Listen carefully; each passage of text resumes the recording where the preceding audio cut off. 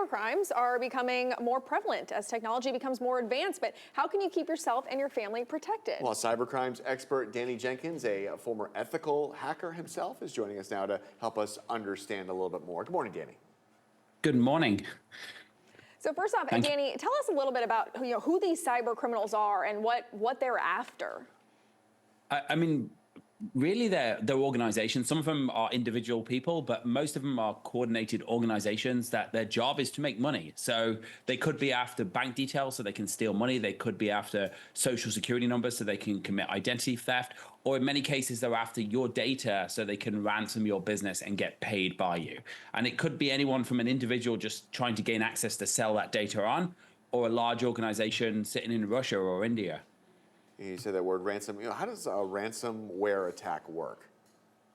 So essentially, the idea is the attacker wants to get something that they can make a demand from you. Now, they know that most people know that you don't care if they've got your data. So if you're a small dental office, someone steals your data, it's not any use to an attacker. However, it is useful for you. So they want one of two things. One is they want to gain access to your systems and shut them down. So they'll typically get some kind of malware on your system. They'll encrypt all your files, and then they'll hold the decryption keys. If you want them back, you have to pay them.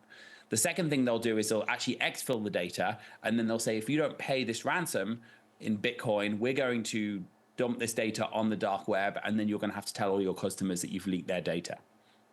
Now we're talking, a lot about businesses right now. Are most businesses prepared to fight cybercrime? Absolutely not, unfortunately. I would say somewhere between 2 and 5% are prepared. Wow. It's actually terrifying. If we look last year with the MGM incident, we'll see even the most advanced businesses that have some of the best security systems in the world weren't prepared for that ransomware attack. And small businesses are often businesses that get hit the worst because no one's really thinking about, oh, how do I protect my business if you're a legal firm or something like that. It's normally the banks that are thinking about it. The smaller businesses tend to be hit the worst. Why aren't they thinking about it? Because certainly there are plenty of stories about it out there.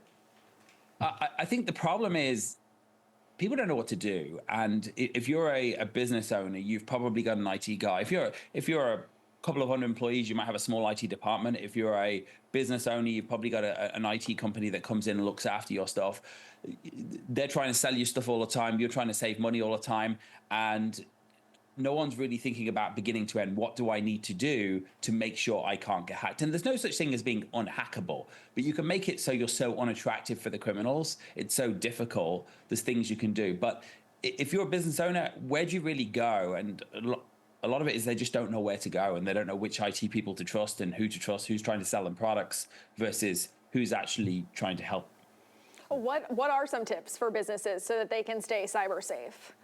So I think a couple of simple things, and unfortunately it's not as simple as a couple of tips, but you should make sure, two things I always say, make sure you have in your environment, or three things probably the most important, is that you have dual factor authentication. It's a real pain in the backside, but when you log into your email account, you don't have to use a second code, you probably don't have even the most basic security. So absolutely number one thing you should do. The second thing, make sure you can't run untrusted software in your business. Malware, ransomware, it's just software. So if you block untrusted software by default, you're in a good environment. If you download TeamViewer and it can run without you having to get approval from your IT department, you probably have a big problem in your business with that as well. And the third thing I would say is make sure you have good backups that are disconnected from your network. Because if you do have your data encrypted, at least you can get it back. Now, you may have to pay the ransom to make sure it doesn't get on the web, but at least you're not being held hostage, which is stopping your business running.